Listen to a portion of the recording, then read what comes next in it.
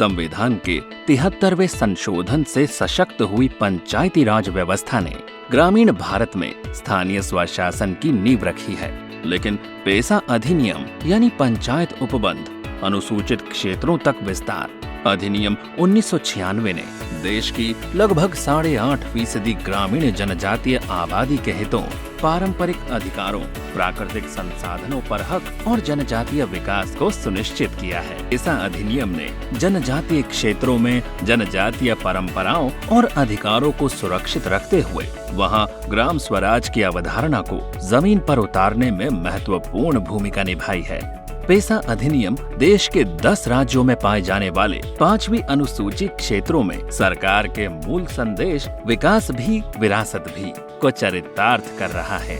संविधान की 5वीं अनुसूचित क्षेत्रों में पेसा अधिनियम को सही तरीके से जमीनी स्तर पर लागू करने के लिए ये जरूरी है कि पेसा ग्राम सभा के सदस्यों, पेसा पंचायत के निर्वाचित प्रतिनिधियों, कर्मचारियों और अधिकारियों को इस अधिनियम के बारे में पर्याप्त प्रशिक्षण देकर उन्हें अपने अधिकारों और कर्तव्यों के प्रति दक्ष बनाया जाए। ये प्रशिक्षण पेसा ग्राम सभाओं को मिले विशेष अधिकारों को बताने के साथ ही पेसा के मुख्य विषयों जैसे कि लघु खनिज, लघु वनोपज, जनजाति के भू संपदा अधिकार, सूदखोरी और मादक पदार्थों पर नियंत्रण, विवाद समाधान की पारंपरिक विधाओं आदि पर ग्रामीण जनजातियों को जागरूक भी करेगा।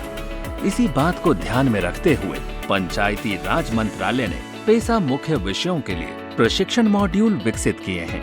इनको बनाने में सभी पेसा राज्यों का भरपूर सहयोग रहा है।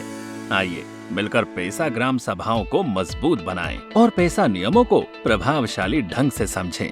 तो आइए चर्चा करते हैं प्रशिक्षण के पहले मॉड्यूल स्ट्रेंथनिंग ऑफ ग्राम सभा इन शेड्यूल्ड एरिया यानी अनुसूचित क्षेत्रों में ग्राम सभा का सशक्तिकरण की।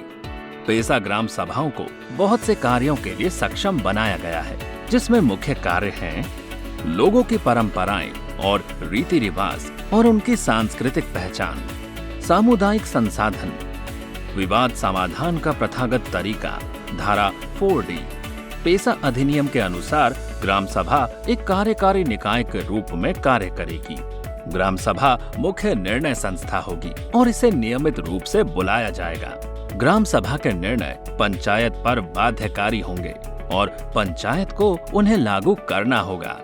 पेसा ग्राम सभा के प्रमुख कार्यों में ये कार्य भी शामिल हैं: मादक पदार्थों के सेवन पर नियंत्रण करना, आदिवासियों की भूमि के अवैध हस्तांतरण पर रोक लगाना, लघु वनोपज के उत्पादन विक्रय पर अधिकार, लघु खनिज के विक्रय पर नियंत्रण, संबंधित क्षेत्र में आने वाली परियोजनाओं को अनुमति प्रदान करना, उद्योगों द्वारा भूमि अधिग्रहण पर यह सुनिश्चित करना कि प्रभावित आदिवासियों का उचित पुनर्विस्थापन हो और उन्हें उचित मुआवजा प्राप्त हो, जल निकायों का प्रबंधन, सरकार की योजनाओं के लिए लाभार्थियों का चयन, निर्धारित कार्यों के लिए भुगतान एवं राजस्व संग्रहण करना। यहाँ ये बताना उल्लेखनीय है कि अब पेसा ग्राम सभा डिजिटल माध्यम से ही लेन देन कर रही है। पेसा अधिनियम में सशक्त ग्राम सभा का प्रावधान गांव के विकास में जनजातियों की सीधी भागीदारी को सुनिश्चित करता है। अपना जल, अपना जंगल, अपनी जमीन और अपनी परंपराएं, हर एक के संरक्षण के साथ पेसा ग्राम सभाएं अब विकास की नई यात्रा पर हैं।